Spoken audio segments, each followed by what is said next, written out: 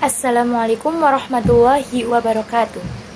Perkenalkan, nama saya Rizky Nurul Aisyah dari kelas 3 PAIE, NIM 2017 40 2234. Di sini saya akan menjawab terkait soal ujian akhir semester mata kuliah sumber belajar PAI berbasis multimedia. Untuk soal yang pertama yaitu jelaskan dasar teori psikologi pendidikan yang erat kaitannya dengan urgensi multimedia dalam pembelajaran. Sebelum kita masuk kepada teori psikologi pendidikan, kita perlu tahu apa arti psikologi pendidikan. Psikologi pendidikan merupakan suatu ilmu yang memberikan gambaran terkait karakter dari masing-masing siswa, sehingga guru dalam melakukan proses pembelajaran mampu menjalin hubungan emosional yang erat baik antara guru dengan siswanya. Dengan adanya teori psikologi pendidikan dalam pembelajaran multimedia, diharapkan guru dapat memberikan pembelajaran yang sesuai dengan karakter peserta didik tersebut. Teori psikologi pendidikan dibagi menjadi 3, yaitu yang pertama, teori behaviorisme, yang kedua, teori kognitif, dan yang ketiga, teori konstruktivisme. Teori behaviorisme adalah teori yang memandang bahwa siswa telah melalui proses pembelajaran apabila ia sudah mengalami perubahan pada tingkah lakunya. Perubahan tingkah laku tersebut dapat dilihat dari hasil belajar siswa. Jadi, untuk mendapatkan hasil yang maksimal, guru perlu melakukan evaluasi pada akhir pembelajaran agar dapat mengetahui seberapa besar peserta didik mengalami perubahan.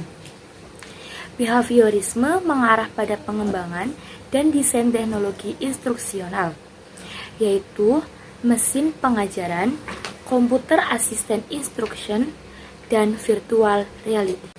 Teori yang kedua yaitu teori kognitif. Teori kognitif adalah teori belajar yang mementingkan proses belajar daripada hasil belajar itu sendiri.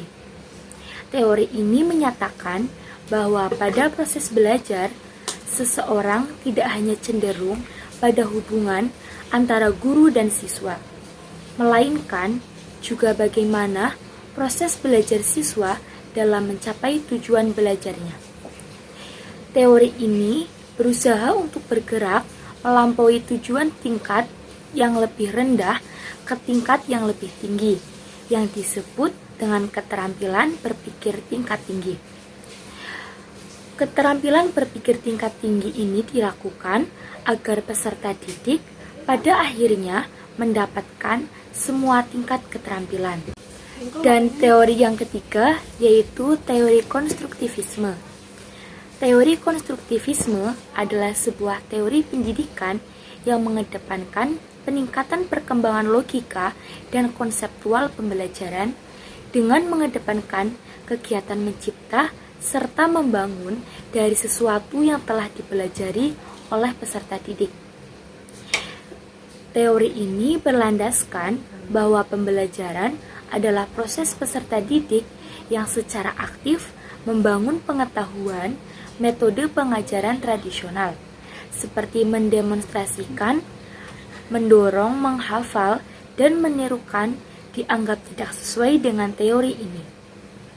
Teori ini mengusulkan agar orang yang belajar lebih banyak mendapatkan hal yang lebih baik dengan cara kegiatan partisipasi seperti menulis, permainan komputer, atau komposisi multimedia.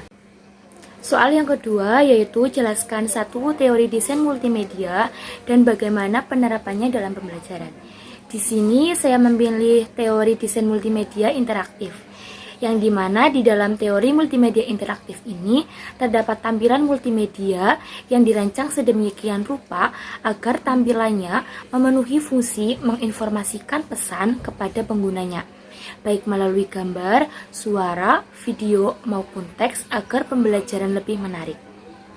Penerapan teori multimedia interaktif dalam pembelajaran yaitu melalui praktik pengeditan video, melalui KineMaster, pengeditan PowerPoint beranimasi, dan penggunaan LKPD interaktif yang dimana di dalamnya terdapat rumus tertentu untuk menentukan jawaban soal yang tepat dari LKPD interaktif tersebut.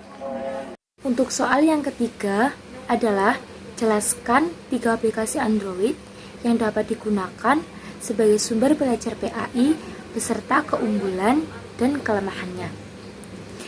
Di sini saya akan menjelaskan 3 aplikasi, yaitu yang pertama YouFit Kids. YouFit Kids adalah aplikasi pembelajaran anak Islami yang berisi pengenalan huruf hijaiyah maupun pengenalan kalimat thayyibah yang berbentuk video pembelajaran. Kelebihan dari aplikasi ini adalah yang pertama, tidak menyebabkan keberisikan karena tidak menggunakan musik di dalam video pembelajaran, sehingga tujuan pembelajaran yang dituju dapat tercapai. Yang kedua adalah dikerjakan secara profesional. Di dalam aplikasi YouFit Kids ini, video pembelajaran dikerjakan dengan sangat bagus, yaitu menggunakan karakter yang sesuai dengan aturan menggambar dalam Islam, seperti tidak menggambar mata pada karakter manusia. Dan keunggulan yang ketiga adalah update secara berkala. Dalam aplikasi YouFit Kids, video pembelajaran diupdate secara berkala, sehingga anak bisa menyaksikan materi video pembelajaran yang beragam. Kekurangan dari YouFit Kids ini, pengupdatean video yang tidak dapat ditentukan waktunya, sehingga kita tidak bisa menentukan waktu yang tepat dalam menyaksikan video pembelajaran tersebut. Aplikasi yang kedua adalah aplikasi Marble Kids. Aplikasi ini adalah aplikasi pembelajaran PAI untuk anak umur 4 sampai 8 tahun. Dengan sajian materi berupa rukun Islam, rukun iman, dan lain-lain. Di dalam aplikasi ini memiliki beberapa kelebihan.